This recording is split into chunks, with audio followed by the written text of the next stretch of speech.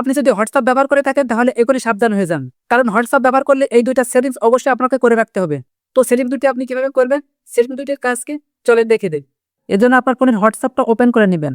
এখান থেকে থ্রি ডটের উপরে ক্লিক করবেন, এরপর সেটিংস অপশনে ক্লিক করবেন, এরপর প্রাইভেসি অপশনে ক্লিক করবেন, এরপর নিচের দিকে স্ক্রল করবেন, এরপর অ্যাডভান্স অপশনে ক্লিক করবেন।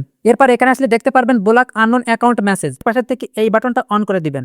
আপনি যখন এই সেটিংটা আপনার হোয়াটসঅ্যাপের ভিতরে আপনি অন করে রাখবেন, তখন আপনার হোয়াটসঅ্যাপে যদি অচেনা অ্যাকাউন্ট থেকে বারবার মেসেজ করে, সেই মেসেজগুলো কিন্তু অটোমেটিকলি ব্লক হয়ে যাবে। আপনি যদি আপনার হোয়াটসঅ্যাপ থেকে এই সেটিংটা বন্ধ করে রাখেন, তাহলে আপনার হোয়াটসঅ্যাপে যদি অচেনা অ্যাকাউন্ট থেকে বারবার মেসেজ করে, সেগুলো কিন্তু ব্লক হবে না। আর এর ফলে আপনার হোয়াটসঅ্যাপে যদি অচেনা অ্যাকাউন্ট থেকে মেসেজ করে আপনার সাথে প্রতারণা করার চেষ্টা করে, আপনাকে ব্ল্যাকমেল করার চেষ্টা করে, আপনাকে যদি বিভিন্ন ধরনের লোভ দেখায়, আপনি হয়তো সেই স্প্যামের শিকার হয়ে যেতে পারেন। আর এর ফলে দেখবেন যে আপনার ফোনটা হ্যাক হয়ে যেতে পারে, আপনার ফোনে বিকাশ, নগদ, ব্যাংক অ্যাকাউন্ট, আপনার ফেসবুক, আপনার ইউটিউব সবকিছুই কিন্তু তারা হ্যাক করে নিতে পারে।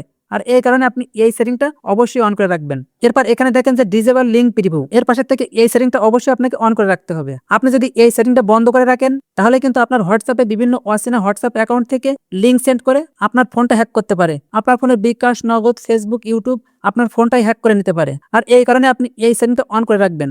যখন আপনি এই সেটিংটা অন করে রাখবেন, তখন আপনার হোয়াটসঅ্যাপে যতই হ্যাকিং লিঙ্ক সেন্ড করুক, কোনো ক্ষতিকর লিঙ্ক সেন্ড করুক, সেই সমস্ত লিঙ্কগুলো কিন্তু অটোমেটিকলি ডিসেবল হয়ে যাবে।